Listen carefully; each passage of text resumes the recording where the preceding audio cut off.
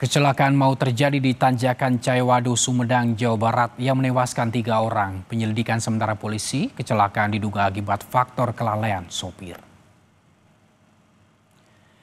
Kecelakaan terjadi pada Sabtu malam diduga akibat mobil yang mencoba menyalip namun gagal hingga terguling.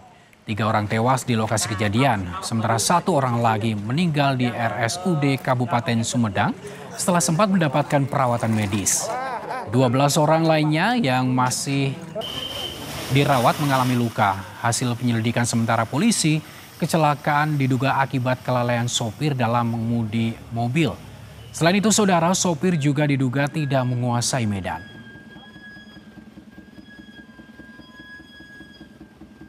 Faktor penyebab utama dari kecelakaan ini akibat dari kelalaian pengemudi yang kurang hati-hati dan tidak menyesuaikan kecepatan kendaraan dengan kondisi jalan serta cuaca ya.